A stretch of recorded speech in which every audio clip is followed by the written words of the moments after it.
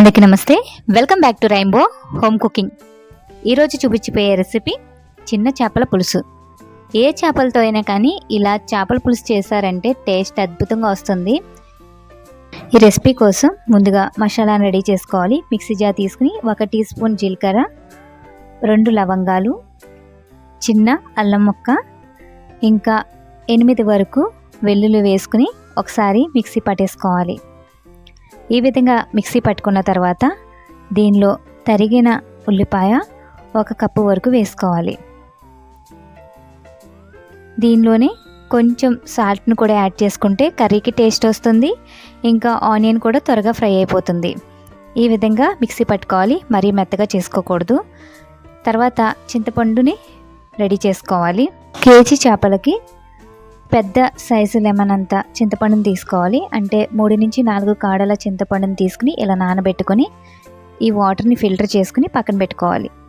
తర్వాత కడాయి పెట్టుకుని కర్రీకి సరిపడినంత ఆయిల్ వేసుకోవాలి. దీనిలో కొన్ని కర్రీ లీవ్స్ని యాడ్ చేసుకుని ఫ్రై చేసుకోవాలి. ఈ కర్రీ లీవ్స్ ఫ్రై అయిన తర్వాత ఆనియన్ పేస్ట్ని కూడా వేసుకుని ఫ్రై చేసుకోవాలి.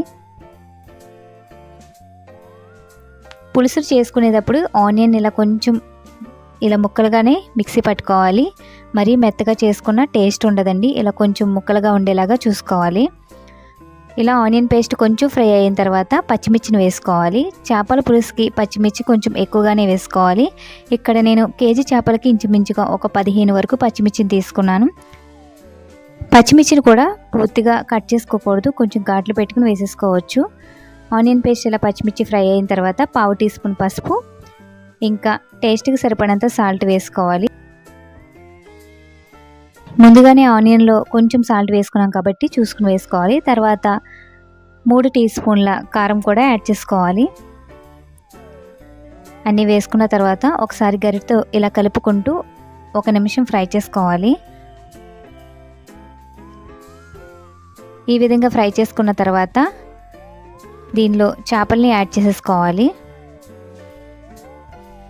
చిన్న చేపలనే కాదండి, పెద్ద చేపలతో చేసినా కానీ ఇదే విధంగా చేస్తే చేపల పులుసు టేస్ట్ చాలా అద్భుతంగా ఉంటుంది. చేపలు వేసుకున్న తర్వాత గరిటె పెట్టకుండా ఇలా క్లాత్ పెట్టుకుని ఇలా కలుపుతూ ఉండాలి. ఇలా బాగా కలిపేసుకున్న తర్వాత స్టవ్ పైన పెట్టుకుని ముందుగా రెడీ చేసి పెట్టుకున్న చింతపండు వాటర్ని వేసేసుకోవాలి. చింతపండు వాటర్ వేసుకున్న తర్వాత వాటర్ని కూడా వేసుకోవాలి. చేపలు మునిగేంత వరకు వాటర్ యాడ్ చేసుకోవాలి. స్టవ్ని మీడియం ఫ్లేమ్లో పెట్టుకుని పులుసు బాయిల్ చేసుకోవాలి. ఇలా బాయిల్ చేసుకున్న తర్వాత దీనిలో కొత్తిమీర వేసుకుని స్టవ్ ఆఫ్ చేసుకుని దించేసుకోవాలి. కొత్తిమీర వేసుకుంటే టేస్ట్ చాలా బాగుంటుంది. చూసారు కదా, చిన్న చేపల పులుసు చాలా సింపుల్గా రెడీ అయిపోయింది. మీరు చిన్న చేపలే కాదండి, ఏ చేపలతో చేసిన ఇలా చేపల పులుసు కానీ చేశారంటే టేస్ట్ అద్భుతంగా వస్తుంది. మీరు కూడా ట్రై చేయండి.